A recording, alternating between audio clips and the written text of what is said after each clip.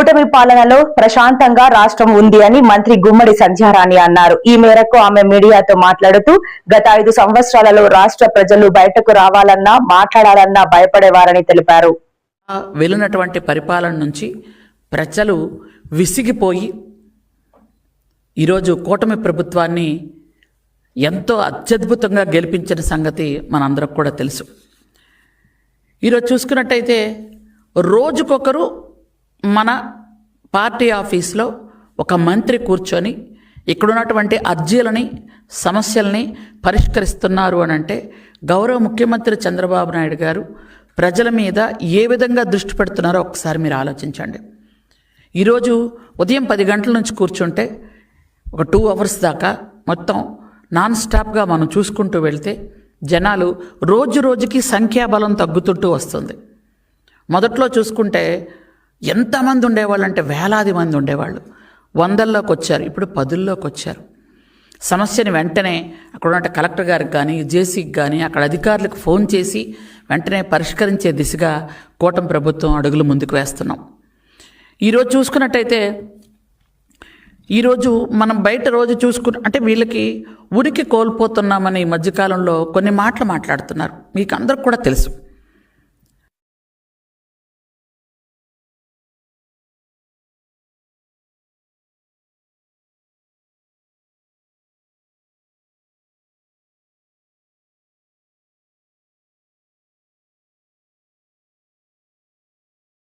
అబద్ధమా అని చెప్పాల్సిన బాధ్యత అయితే మన మీద ఉందన్నది నా ఉద్దేశం. ఎందుకనంటే వాళ్ళు మొత్తం అక్కడ ఉన్నటువంటి స్థలాలు ఆక్రమించుకుందామా అనేటటువంటి నెంబర్ 2లు నెంబర్ 3లు చేస్తున్నటువంటి హల్చల్ అప్పుడు. అలాగే వైజాగ్ పేరెత్తగానే గంజాయి గుర్తొచ్చేది. అరకు పాడేరు ఏరియాల్లో అప్పుడు వైజాగ్ జిల్లాలో ఉండేది కాబట్టి గంజాయి, ఎక్కడ చూసినా గంజాయి తోటలు. ఎందుకంటే వైజాగ్ చివరి జీ ఉంటే అది గంజాయిలా కనిపించేది అందరికీ. ఆ విధంగా వెళ్ళింది. అలాగే మనం చూసుకున్నట్టయితే ఉత్తరాంధ్రలోనే ఒక దళితుడిని చంపేసి డోర్ డెలివరీ చేశారు. ఉత్తరాంధ్రలోనే ఒక దళిత డాక్టరు ఒక మాస్క్ అడిగినందుకు వెంటనే ఆయన చనిపోయే విధంగా చేసినటువంటి పరిస్థితులు మనం అంతా కూడా చూసాం. ఈరోజు ఉత్తరాంధ్ర చూసుకోండి. ఆ రోజు మీరు రుషికొండని బోడుకొండ కొట్టి 550 కోట్లతో మీరు ప్యాలెస్ కడితే ఈరోజు చూసుకున్నట్టయితే మనం వైజాగ్ అనగానే జీ అంటే మీ కాలంలో గంజాయి గుర్తొస్తే మా కాలంలో వైజాగ్ జీ అంటే గూగుల్ గుర్తొచ్చే విధంగా మా లోకేష్ బాబు గారు చేశారని మేము గర్వంగా చెప్పుకోగలం.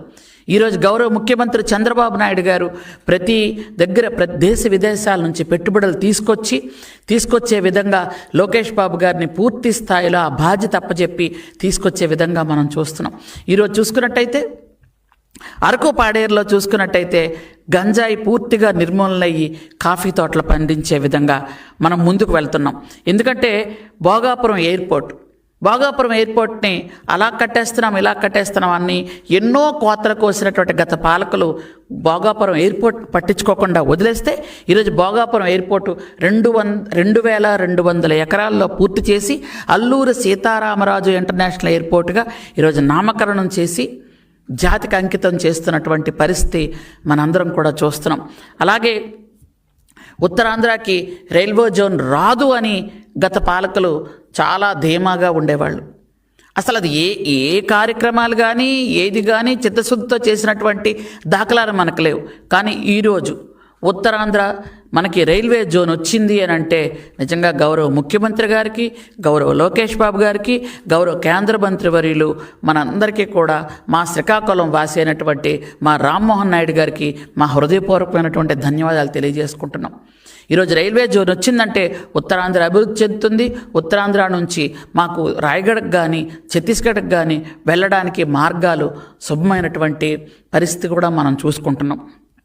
అలాగే సుజల స్రవంతి మీ అందరికి కూడా తెలుసు. సుజల స్రవంతికి ఈరోజు 1000 కోట్లు వెచ్చించి సుజల స్రవంతి పని జరుగుతుంది అని అంటే మా ఏరియాలో ఎవరికి కూడా త్రాగునీరుకి ఇబ్బంది లేకుండా అన్ని రకాలుగా, ఎందుకంటే ఉత్తరాంధ్రలో ప్రాజెక్టులు కూడా ఎక్కువ ఉన్నాయి, సాగునీరుకి ఇబ్బంది లేకుండా ప్రాజెక్టులు అన్నిటికి కూడా మనకు నిధులు విడుదల చేయటం కూడా మీ అందరికీ కూడా తెలుసు. అలాగే ముఖ్యంగా మనందరికీ కూడా తెలిసిన విషయం ఏంటంటే విశాఖ ఉక్కు ఆంధ్రుల హక్కు. గత 5 సంవత్సరాలు విశాఖ ఉక్కు అసలు ఉందా, స్టీల్ ప్లాంట్ ఉందా, దాన్ని క్లోజ్ చేస్తున్నాం అనే విధంగా మనం అందరం ఉండేవాళ్ళం. కానీ కూటమి ప్రభుత్వం వచ్చిన తర్వాత గౌరవ ప్రధానమంత్రి వర్యులు దాదాపు 12,000 కోట్లతో మొట్టమొదటిసారిగా దానికి నిధులిచ్చి దాన్ని విశాఖ ఉక్కు ఆంధ్రుల హక్కు, దీని ఆత్మ గౌరవంగా భావిస్తున్నారని ముందుకు నడిపించిన పరిస్థితి. ఈరోజు నేను లేదు మొన్న మరొక 8,000 కోట్లు, అంటే దాదాపు 20,000 కోట్లతో ఈరోజు స్టీల్ ప్లాంట్ పనులు మొదలుపెట్టి లాభాల బాటలోకి వెళ్ళడానికి పూర్తి సహకారం అందించినటువంటి కేంద్ర ప్రభుత్వానికి, ఇక్కడ ఉన్నటువంటి రాష్ట్ర ప్రభుత్వానికి, అంటే చంద్రబాబు నాయుడు గారికి మా హృదయపూర్వకంగా ధన్యవాదాలు తెలియజేసుకుంటున్నాం. ఎందుకనంటే అసలు విశాఖ ఉక్కుని పూర్తిగా వదిలేసిన పరిస్థితి. అక్కడ ఉన్నటువంటి ఉద్యోగస్తులు కూడా ధర్నాలు చేసినా, నిరాహార దీక్షలు చేసినా పట్టించుకోని పరిస్థితి ఆనాటిదైతే ఈరోజు మళ్ళీ మనకి విశాఖ ఉక్కుని అది లాభాల బాటలోకి తీసుకెళ్ళినటువంటి పరిస్థితి ఈనాడు కనిపిస్తుంది. కాబట్టి ప్రజలందరిలో ఆనందం కనిపిస్తుంది. అలాగే అనకాపల్లిలో ఆర్సెలమిట్టలు మీ అందరికి కూడా తెలుసు, దాని శంకుస్థాపన జరిగింది. కొన్ని వేల ఉద్యోగాలు రావడానికి కూడా మనకి రెడీగా ఉంది. అలాగే వైజాగ్లో TCS మీ అందరికి కూడా తెలుసు, 14,000 కోట్లతో పెట్టుబడి వస్తే అక్కడ 12,000 మందికి ఉద్యోగాలు వచ్చే అవకాశం కూడా కనిపిస్తుంది. ఇలా ఒకటి కాదు, రెండు కాదు, మనకు ఉత్తరాంధ్రలో అన్ని విధాలుగా మనం అభివృద్ధి చెందడానికి ముందుకెళ్తున్నాం.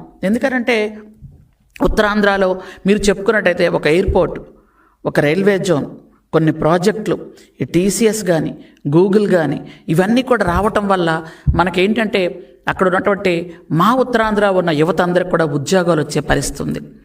ఈరోజు గిరిజన యువత ఆ రోజు గంజాయికి బానిసలై గంజాయిని వాళ్ళ ద్వారా రవాణా చేయించుకున్నటువంటి కింగ్ పిన్స్ ఎవరైతే ఉన్నారో ఈరోజు ఆ యువత అందరూ కూడా ఆ గంజాయి రవాణా మానేసి, ఎందుకంటే గంజాయి పూర్తిగా నిర్మూలన జరిగింది. మీ అందరికి కూడా తెలుసు, గంజాయికి ఒక 5 మెంబర్స్ని వేశారు. ఎందుకంటే హోమ్ మినిస్టర్ గారు, అలాగే లోకేష్ బాబు గారు, నేను, అలాగే హెల్త్ మినిస్టర్ గారు, అలాగే పర్యాటక శాఖ మంత్రి, మేమందరం కలిపి దాన్ని చాలాసార్లు మీటింగ్లు కూడా పెట్టుకోవడం జరిగింది. ఈరోజు గూగుల్ సంస్థ వచ్చింది, ఉద్యోగాలు వచ్చాయని మనందరం కూడా ఆనందపడుతున్నాం. కానీ మా గిరిజన ప్రాంతాల్లో మాత్రం గంజాయి పోయింది, మాకు కాఫీ వచ్చిందని ఎంతో సంతోషంగా ఉన్నాం. ఎందుకంటే మా పిల్లల తాలూకా భవిష్యత్తు ఈరోజు మీకు ముఖ్యం అని అనుకుంటున్నాం. కాబట్టి మా పిల్లలకి ఈరోజు ఇటుపక్క చూసుకుంటే ఇంటర్నేషనల్ ఎయిర్పోర్ట్లో కానీ, రైల్వే జోన్ కొత్తగా వచ్చింది కాబట్టి కొన్ని ఉద్యోగాలు కానీ, TCSలో కానీ, గూగుల్లో కానీ, మళ్ళీ మా యువత. మీకు మా వార్తలు నచ్చినట్లయితే మా ఛానల్ ని సబ్స్క్రైబ్ చేయండి, లైక్ చేయండి, కామెంట్ చేయండి. మరిన్ని వార్తల కోసం R9 టీవీ ఛానల్ ని చూస్తూ ఉండండి.